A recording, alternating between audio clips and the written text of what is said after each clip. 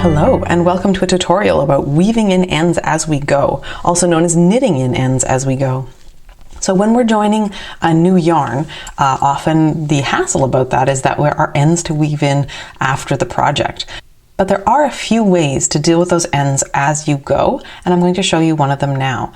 I recently came across this technique in the garden variety mystery knit along that Lisa Ross did, Paper Daisy Creations, and I'd read about this in older books, but I'd never seen it done, and so seeing it done was sort of crystallized it for me.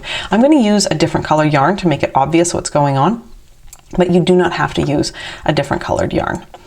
So we've got our old yarn here, we've got our new yarn, and we're just going to knit the first stitch as usual with the new yarn, making sure to leave some ends.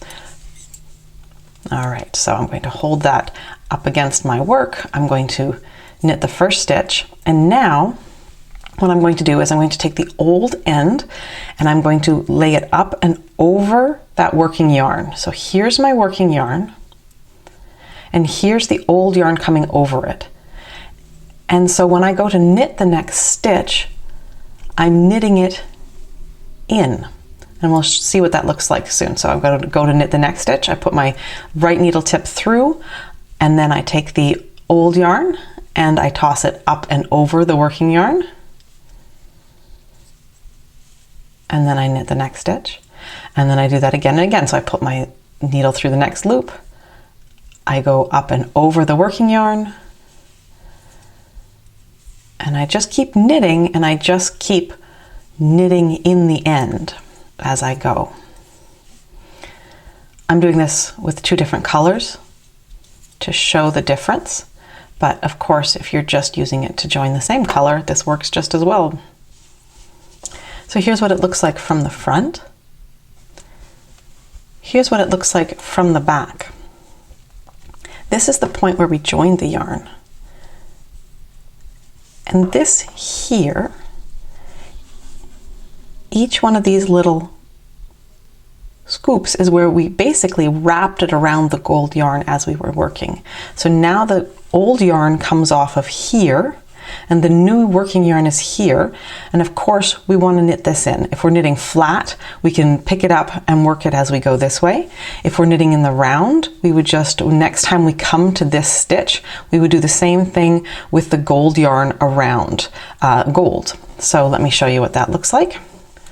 All right, so I've purled across. I'm going to purl one more to the new stitch, and then it's time to sort of just pull on it a little bit to make sure that the first stitch here isn't too loose. You don't want to pull so tight that it's tight, tight, tight, but you want it to be like as big as the other ones around it.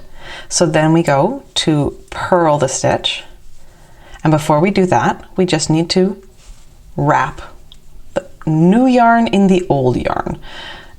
And depending on how you purl, this is more or less easy. I've always done this technique knitting in the round, and so you are literally watching me do this purlwise for the first time ever as we do this.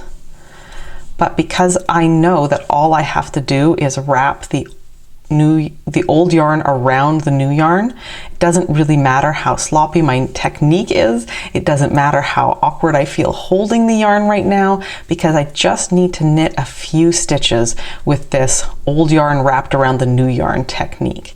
How many stitches? Well, that's partly going to depend on how big your yarn is. It's going to partly depend on how grippy your yarn is. These are both superwash yarns, and so I would probably knit more than an inch worth of stitches. I would probably knit something like 8 to 12 stitches minimum, and then I will often, depending on the type of fabric and what it's going to be, I will go back and I don't just cut this, I block the piece, or first I weave this back in with a yarn needle, just a little bit going backwards. I always like to sort of go this way and then that way, so that as we stretch, the ends don't pop anywhere. So I would probably take this, weave it in a little bit, going back in the opposite direction I came, and then I would take this one and I would weave it a little bit in that direction.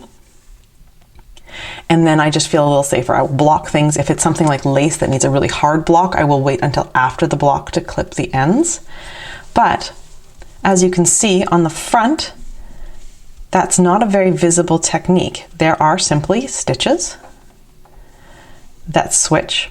And what's great is that this extra fabric, it's not very noticeable. It's just like weaving in ends normally. There is not a really big difference. If you do this on socks, you're not going to feel a very big difference or anything like that. And so if you are working a striped project or a project where you just ran out of one yarn and you need to join the second, weaving in the ends as you go or knitting in the ends as you go is a really slick technique that can simplify your life after the project is done. Hope that helps. Happy knitting.